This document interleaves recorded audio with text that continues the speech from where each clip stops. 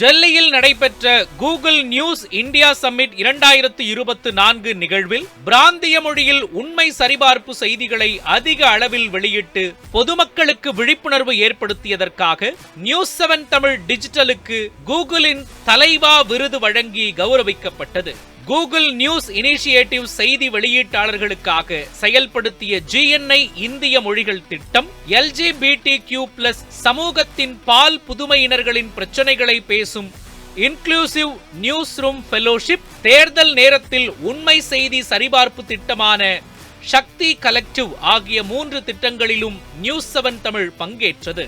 சக்தி collective திட்டம் என்பது நாட்டின் பொது தேர்தலின் போது பொதுமக்கள் சரியான தகவல்களை அறிந்து கொள்ளும் விதமாக போலி செய்திகளை கண்டறிந்து அதன் உண்மைத்தன்மையை உணர்த்துவதற்காக வடிவமைக்கப்பட்டது. இந்த திட்டம் GNI மற்றும் டேட்டா லீட்ஸ் நிறுவனம் இணைந்து சர்வதேச உண்மை செய்தி சரிபார்ப்பு வல்லுநர்களின் வழிகாட்டுதலில் செயல்படுத்தப்பட்டது. 300க்கும் மேற்பட்ட ஊடகவியலாளர்களின் பங்களிப்புடன் 50 செய்தி நிறுவனங்களின் ஒத்துழைப்புடன் 28 மாநிலங்களில் 10க்கும் மேற்பட்ட மொழிகளில் சக்தி கலெக்டிவ் திட்டம் செயல்படுத்தப்பட்டது. இந்த திட்டத்திற்கு தமிழ்நாட்டிலிருந்து ஒரே செய்தி நிறுவனமாக நியூஸ் 7 தமிழ் டிஜிட்டல் மட்டுமே தேர்வானது.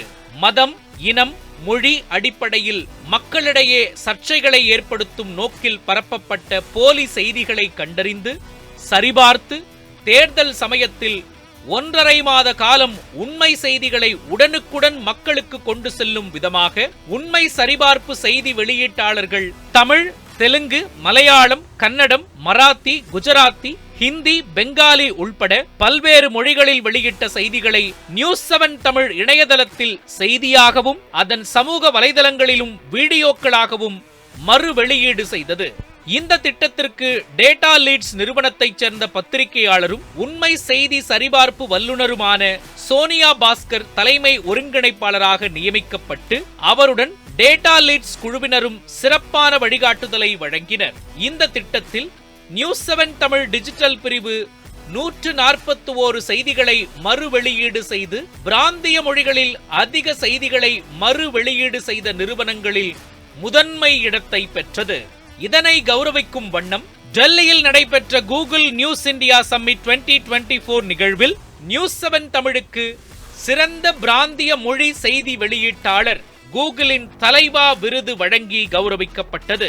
இந்த விருதினை இந்தியாவின் கூகுள் நியூஸ் பார்ட்னர்ஷிப் தலைவர் துர்கா ரகுநாத் வழங்க நியூஸ் 7 தமிழ் டிஜிட்டல் பிரிவு தலைவர் சுகிதா சாரங்கராஜ் பெற்றுக் கொண்டார். தேர்தல் நேரத்தில் பொறுப்புடனும் பொதுநலத்துடனும் செயல்பட்டு ஊடக உலகில் முன்னணியில் உள்ள மிகப்பெரிய நிறுவனங்களுடன் போட்டியிட்டு கூகுளின் தலைவா விருதை பெற்று அசத்தியிருக்கிறது நியூஸ் 7 தமிழ் டிஜிட்டல் பிரிவு.